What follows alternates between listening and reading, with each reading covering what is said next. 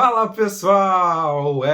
Que grande segunda-feira, hein? Segunda-feira maravilhosa para todos nós torcedores colorados, após o baita presente que o Internacional, surpreendendo a todos, deu para os papais colorados ontem, goleada em cima do Flamengo em pleno Maracanã, num momento de gangorra, por assim dizer, entre as duas equipes, o Flamengo em alta, patrolando todo mundo, e o Internacional com muitas dificuldades para conseguir vitórias, inclusive contra adversários mais modestos.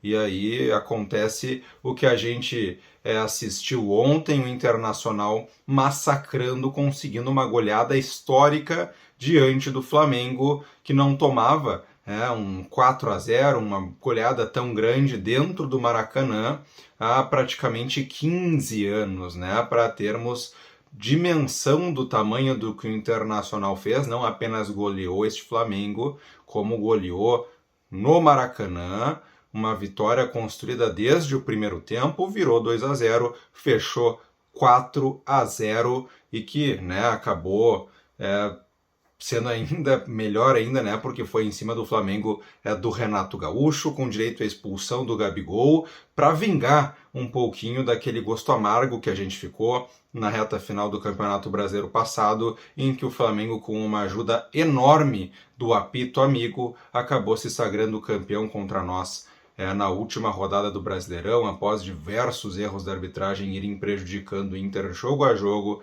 Na reta final chegou um momento em que o Flamengo acabou se sagrando campeão naquele jogo, que mesmo perdendo para o São Paulo, o Inter não conseguiu ganhar do Corinthians, deméritos do Inter, mas também da arbitragem. Quem não se lembra daqueles lances, primeiro lance da mão do Ramiro, que inventaram um braço de apoio mais esticado da história do futebol, e depois também um lance em que dão um perigo de gol em cima do Cássio, quando o Abel Hernandes ganha limpo de cabeça do goleiro corintiano, e na sequência o Edenilson empurra para o gol, só que o árbitro apito nervoso, apitou a falta antes do Edenilson empurrar a bola para o gol. Não houve nem possibilidade de revisão do VAR, porque a bola já estava parada quando o Edenilson empurrou para o fundo das redes. Não é gol a ser revisto, é um lance anulado antes do gol, por conta de um apito nervoso e amigo do Flamengo, que acabou se sagrando campeão. Ontem um pouco vingada essa situação, o Internacional jogou com raiva, com muita seriedade, vários destaques, vamos tratar da partida, mas antes eu quero me apresentar para você que chegou no canal aqui pela primeira vez. Meu nome é Gregório Farias e este é o canal Farias Colorado, seja muito bem-vindo ao canal.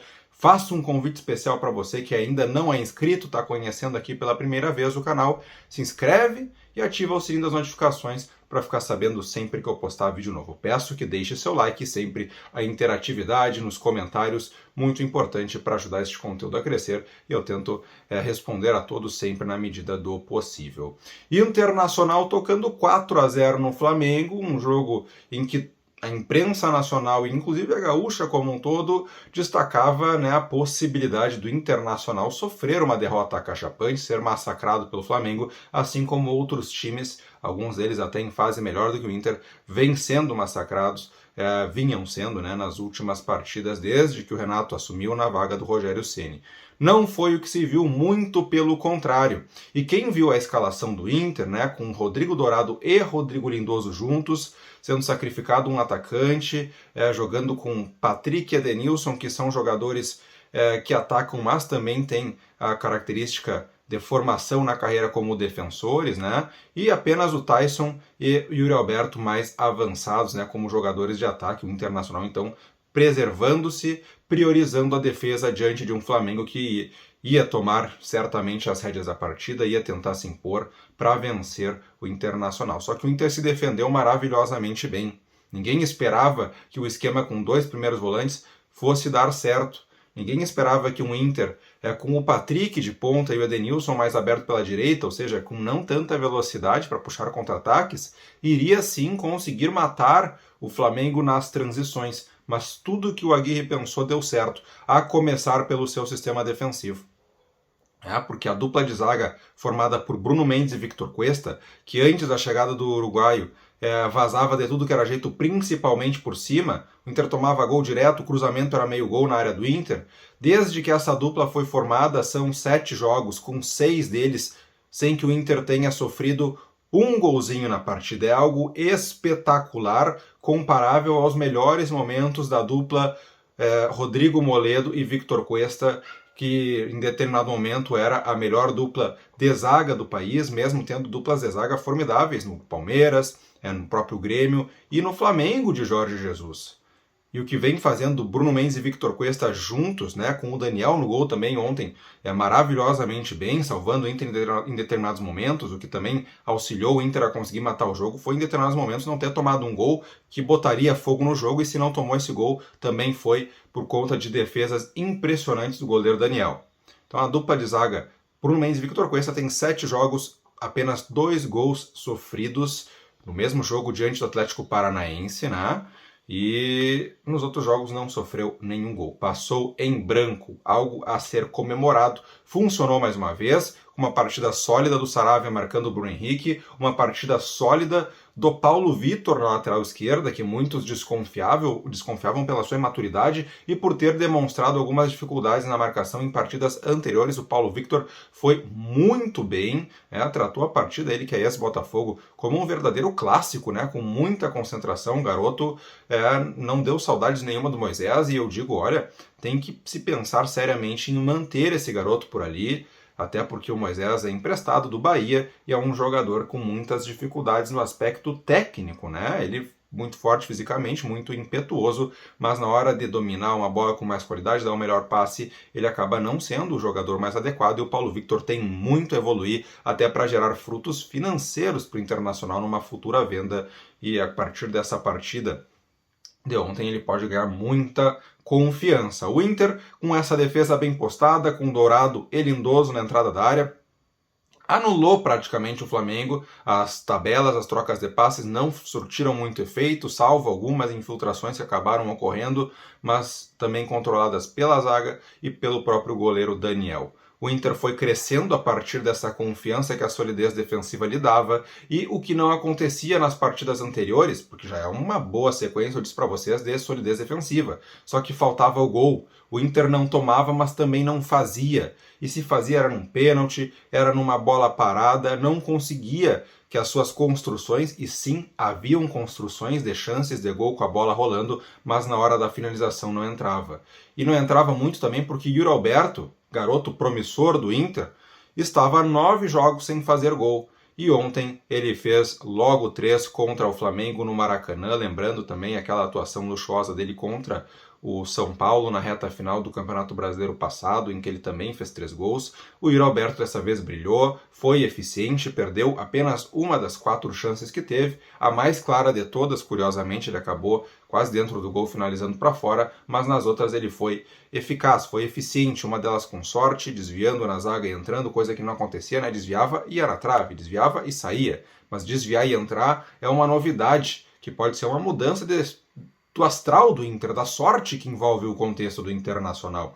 Yuri Alberto com 3 gols, o primeiro deles em tabela com Edenilson, o segundo deles, né, numa jogada em que ele recebe do Patrick um passe não muito bom, é bem verdade, e mesmo com pouco ângulo, mesmo marcado, consegue chutar, a bola desvia um pouquinho no zagueiro e mata o Diego. O Internacional leva um 2-0 pro intervalo. O próprio Galhardo disse que falou para a repórter da transmissão lá do canal fechado que ninguém imaginava, né? Nem mesmo, pelo visto, o próprio Internacional imaginava que iria levar um 2-0 para o intervalo, e levou. E mais do que isso, o Internacional começa o segundo tempo no mesmo esquema, fechado e buscando contragolpes, e acha em Taison, aquele que desde que voltou ao Internacional não conseguiu seu gol. Quando conseguiu contra o Olímpia, o gol foi anulado. Ele que todo jogo deixa alguém na cara do gol, mas não consegue fazer esse passe bonito, essa enfiada de bola virar assistência, porque os companheiros não colocam na rede. E quando colocam é impedimento. E quando ele sofre pênalti, erram o pênalti, como foi contra o Olímpia. Ele que parecia que estava amaldiçoado.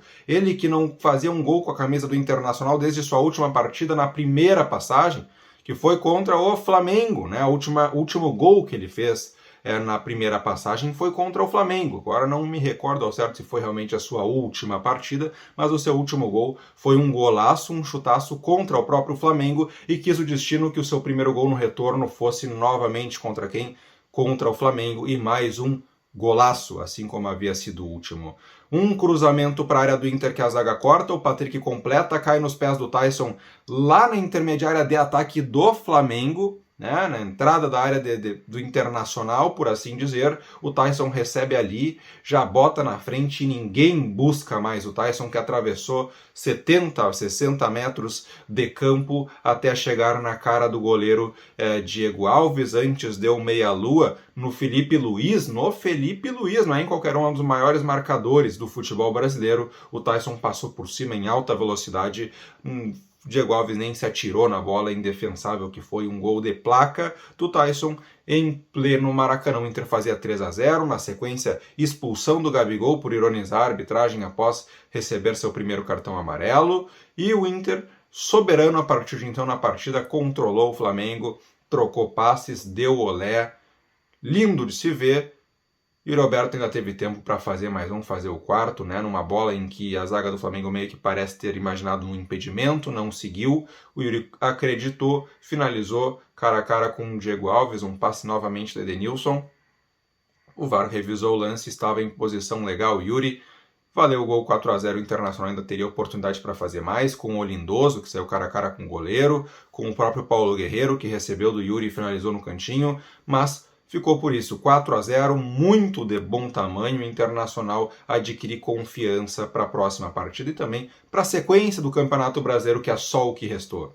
Diego Aguirre teve, entre a partida de empate diante do Cuiabá e a partida do Flamengo, a sua segunda semana cheia para treinar. A defesa já estava ajustada, mas agora parece que o treinamento de finalização começa a surtir efeito. Com mais tempo, com mais tranquilidade, o Internacional, por deméritos próprios, só com o Brasileirão pela frente até o final da temporada, mas com muito mais tempo que os outros para se preparar para as partidas. Agora, quem sabe, uma arrancada, se não por título, que está ficando extremamente distante. O Internacional está a mais de 10 pontos de distância dos líderes, que são o Atlético Mineiro, agora seguido pelo Palmeiras, mas para uma vaga em Libertadores, quem sabe, algo que já estava sendo até praticamente descartado, dada a falta de expectativa que a gente vinha tendo com as atuações do Inter, e principalmente com os resultados, porque em determinados momentos as atuações foram até ok, foram boas, mas o resultado não vinha por falta de pontaria no ataque. Recuperamos aparentemente a moral do Yuri, a tranquilidade de Yuri Alberto para finalizar, e com o retorno de Paulo Guerreiro, parece que essa questão das finalizações, a bola do Tyson também entrando, o Tyson chutava, ia na trave, ia raspando, o goleiro pegava, não entrava de jeito nenhum, agora entrou, quem sabe não seja, né, uma mudança, uma virada de chave, uma virada do astral do Inter para as coisas passarem a dar certo, e aí somando solidez defensiva, a eficiência e objetividade no ataque, a gente possa dar uma arrancada, se não igual a do ano passado, com 9 vitórias consecutivas, algo que é muito difícil de se repetir, mas algo com alguma regularidade de resultado, a partir agora também da próxima rodada no Beira-Rio contra um Fluminense que vai estar dividido entre Brasileirão e Libertadores, e talvez até poupe, preserve jogadores contra o Internacional, o que dá ainda mais expectativa de vitória ao torcedor colorado para a próxima rodada. Se você chegou até aqui no vídeo, eu peço novamente que deixe o like no vídeo, deixe seu comentário sobre o que tu achou da partida de ontem, o que tu achou das escolhas do Aguirre, achava que ia dar certo essa entrada do Lindoso ao lado dourado. Poucas pessoas elogiaram, né, quando saiu a escalação, mas no fim das contas deu absolutamente certo, né? Deixei teu comentário, e se não te inscreveu, te inscreve no canal e ativa as notificações para ficar sabendo sempre que eu postar vídeo novo. Meu nome é Gregório Farias e este é o canal Farias Colorado.